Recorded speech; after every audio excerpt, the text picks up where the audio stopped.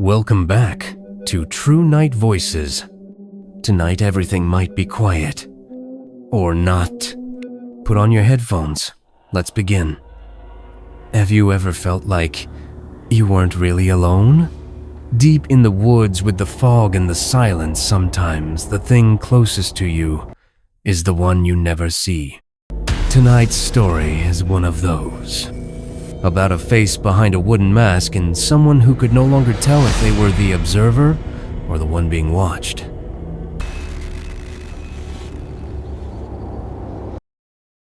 I don't talk about that night much anymore. Not because I'm afraid people won't believe me, though most don't, but because I still have trouble believing it myself.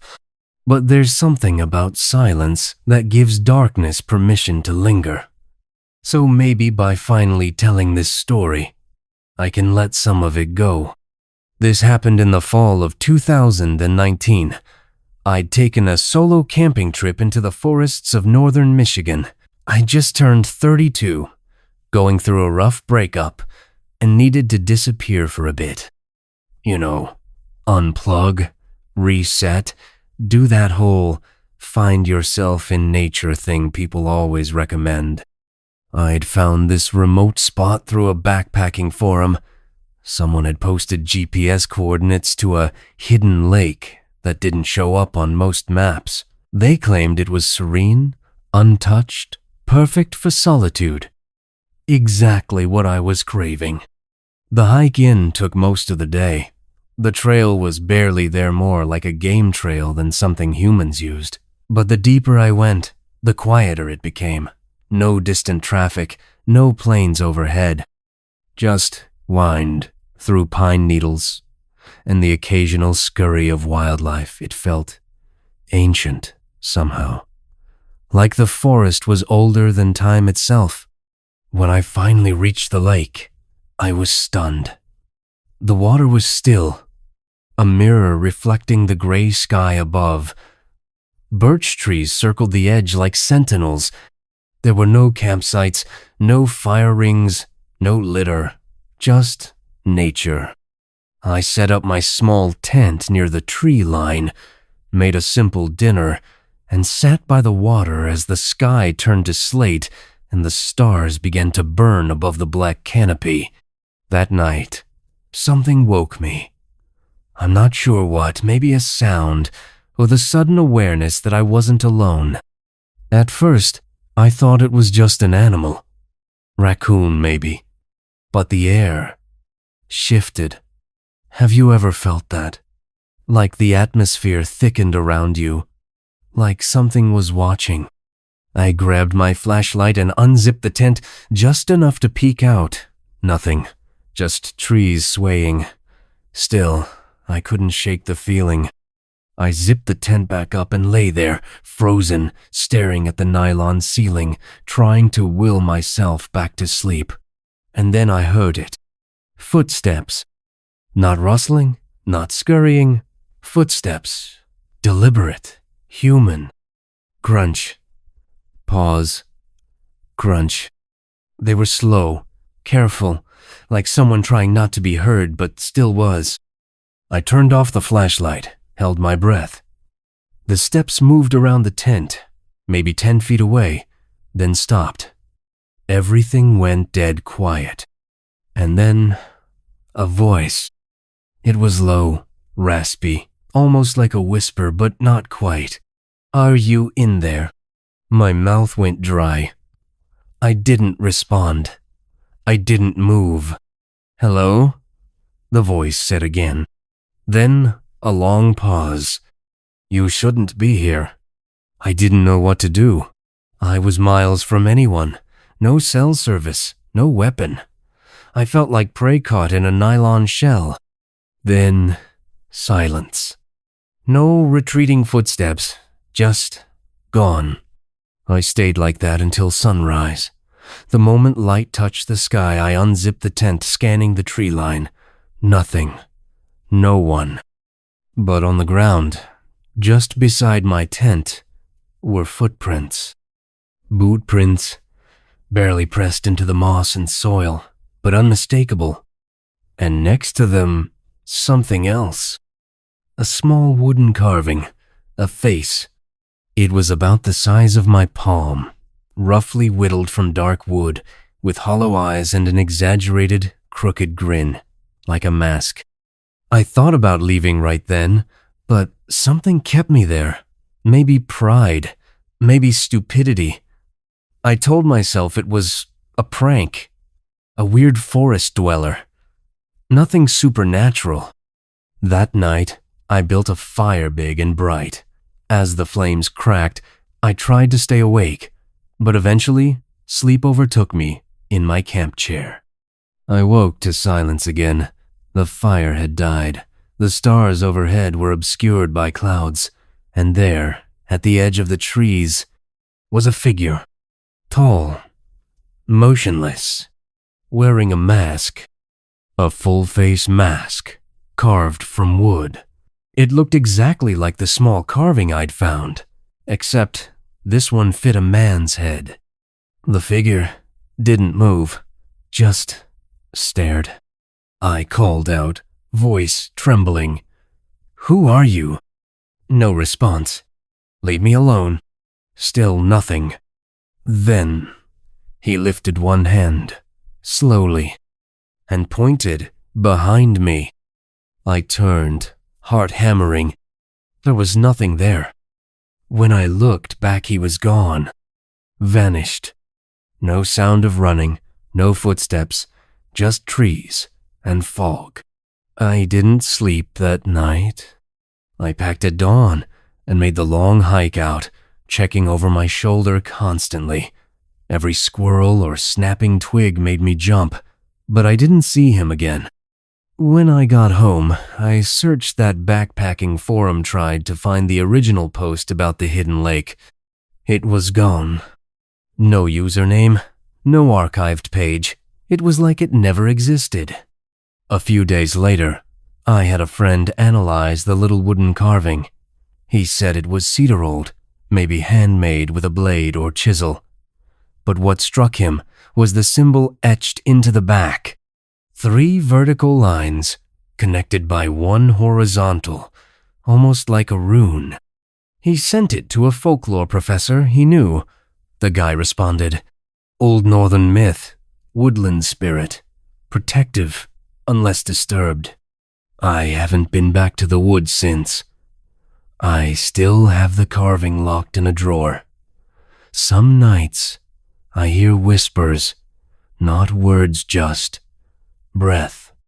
And sometimes, when I wake in the dark, I swear I see a tall shape at the foot of my bed. Not moving, just watching, wearing a wooden mask.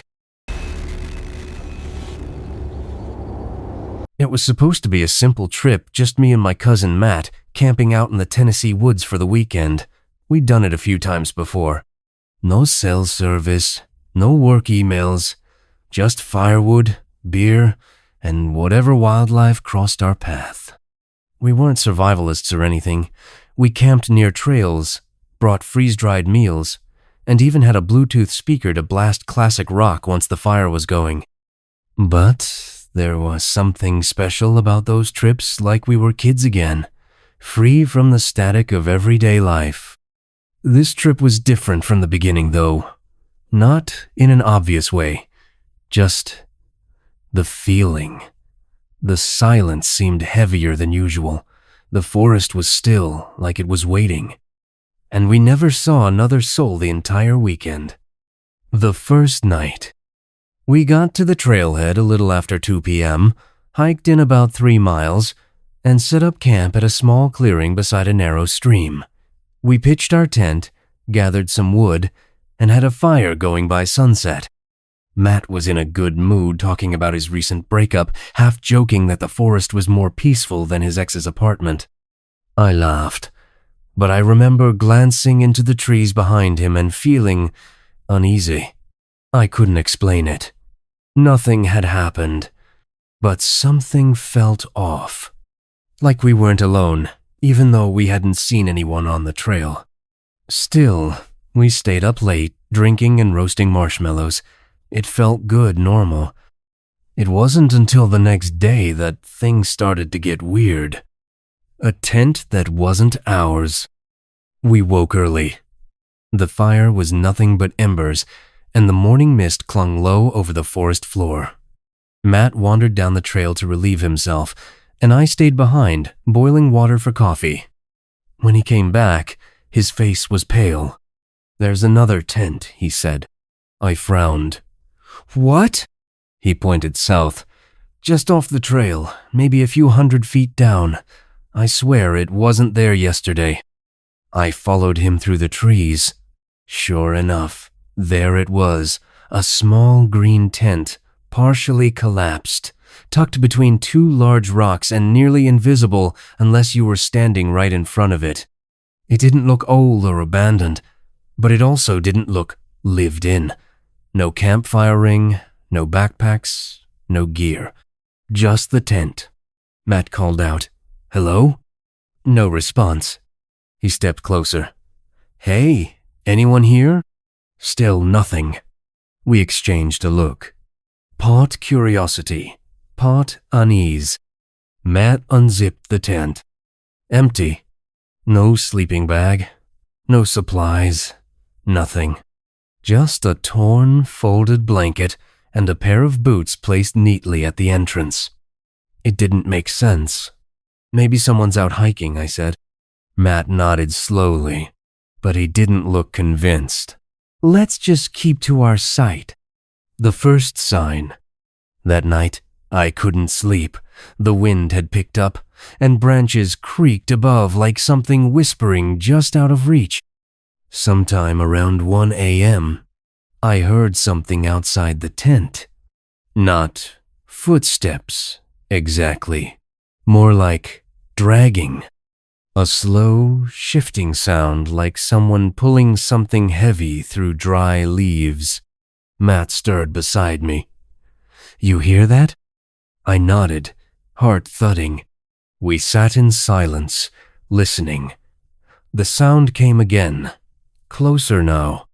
Matt reached for the flashlight and unzipped the flap an inch. I caught a glimpse of his face in the beam, tense, lips pressed tight. He didn't say anything. After a few seconds, he zipped it shut again. "What was it?" I whispered. He shook his head. "Nothing." But I didn't believe him. In the morning, the clearing looked normal in the daylight. No tracks, no disturbed earth, just the same scattered pine needles and cold morning fog. We walked back to where we saw the mysterious tent. It was gone. No tent, no boots, no blanket, not even a mark on the ground. Like it had never been there. Matt looked at me, eyes wide. "You saw it, right? You remember?" I nodded. Neither of us said what we were thinking. Someone or something had moved it. The third night, we debated leaving early. But the rational part of our brains told us not to jump to conclusions. Maybe someone took their gear and left. Maybe the dragging sound was an animal. Maybe we were just overthinking. That night, we stayed sober. No music, no fire, just us in the tent, whispering like kids at a sleepover, too afraid to admit we were scared. Around 2 a.m., we heard the tent zipper, but it wasn't ours. It came from outside. A soft zood sound, then silence, then the dragging again. Matt whispered, "It's back." I felt cold sweat trickle down my neck.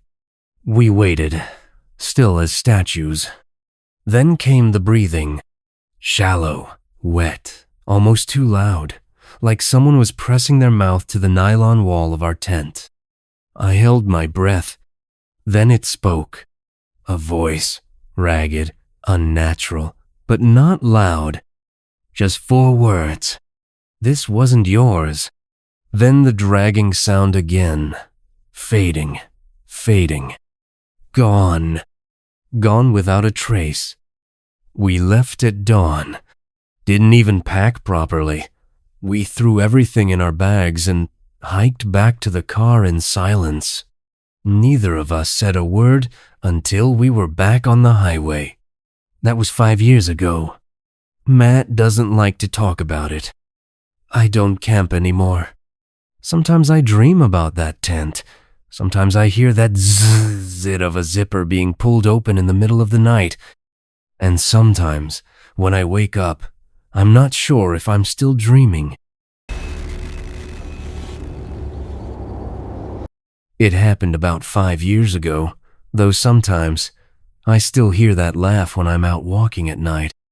At the time, I was 28, recently, single, after a long relationship ended in that slow, quiet way that long relationships sometimes do. I needed space, both physical and emotional, so I packed up and drove out to a secluded stretch of forest land in Oregon, where I knew I could be alone. The area wasn't entirely uncharted, but it wasn't a major camping destination either. That's what I liked about it. I'd been there a few times before, once with my ex, once with a group of college friends, but this was my first solo trip. Just me, a small tent, a backpack of supplies, and a few days to reset. The first night was quiet, peaceful. I made a small fire, cooked some instant ramen, and let my mind wander beneath the stretch of pine trees. I remember thinking how the darkness out here felt different. It was thicker, more complete. In the city, even at night, there's always some light street lamps, windows, cars. Out here, once the fire goes out, it's like the world stops existing beyond the reach of your flashlight. Still, I slept well. I always have in the woods. There's something about the stillness that makes me feel safe. Or, at least, there used to be. The second night? That second night started like the first dinner by the fire, a bit of reading, and then bed. I remember checking my watch. 3 p.m. when I finally zipped up the tent and lay down. I don't know what time it was when I woke up. Maybe an hour, maybe 3. But something had pulled me from sleep. A sound. Laughter.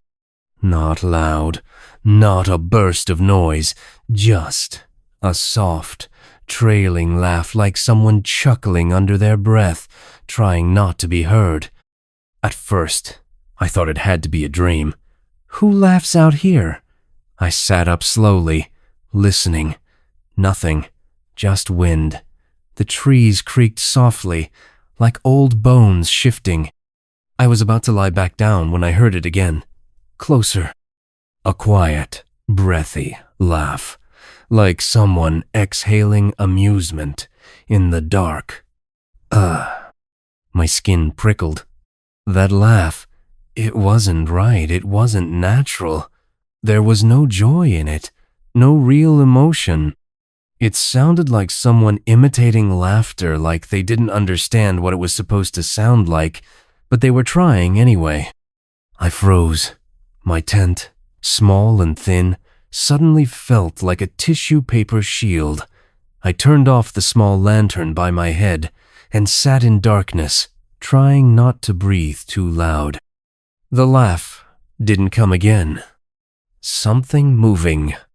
Eventually, after what felt like an hour of silence, I lay back down. I didn't sleep, but I kept telling myself it was probably a fox, or an owl, or my imagination. At sunrise, I stepped outside and walked the perimeter of my camp. Nothing out of place, no signs of other people, no prints, no broken branches. Still, I couldn't shake the feeling that something had watched me last night. Not just watched, played with me. The third night, I considered packing up and leaving. But I didn't want to feel like I'd let fear win over logic. Besides, the forest was beautiful. Sunlight filtered through the trees like gold dust. The smell of pine and damp earth was comforting. That evening, I even convinced myself it had all been in my head. Sleep deprivation can do strange things. So, I stayed. That night, I didn't light a fire. I crawled into the tent early, determined to get real rest. Around 1:30 a.m. I heard it again. This time, it wasn't just laughter. It started with the sound of leaves crunching. Step, pause, step, pause. Then the laugh. Closer now. I held my breath. Whatever it was just outside my tent. I could feel it. Then, a hand. I swear to God, I heard the sound of fingers dragging slowly along the nylon fabric of my tent. Not scratching, just touching, stroking. I didn't move. I didn't make a sound. My hand hovered over the handle of the camping knife I kept under my pillow, but I didn't draw it. I was afraid the noise might provoke whatever it was. For a full minute, the hand traced the outline of the tent, then silence. Then, so close it felt like it was inside my head. And then, nothing. The presence was gone. The morning after, I didn't sleep. At dawn, I emerged from the tent slowly, knife still in hand. The forest was still. I walked a circle around the camp. That's when I saw the prints. Bare feet, not boots, not sneakers, bare human feet. Long, narrow, with curled toes like someone who hadn't worn shoes in a long time. The prints led in a wide circle around my camp and stopped right behind my tent. I packed in under 30 minutes. Later, realizations. I told the ranger on the way out. He didn't laugh. He just nodded slowly and said, "Yeah, you're not the first one to report strange things in that area." I asked him if he meant animals. He just said, "I'd stick to the eastern trails if I were you. People don't go missing over there." No. Sometimes, when I take evening walks near my new place, nowhere near Oregon, I think I hear that laugh again, just on the wind. I tell myself it's nothing, but I haven't been camping alone since. And I don't think I ever will again. The wind in the forest can erase footprints, but a gaze doesn't disappear so easily. Thank you for staying until the very end. If you've ever heard something in the dark, even just a breath that wasn't yours, leave a comment below. And if you'd like to return someday, I'll still be here. Still telling stories. Still listening.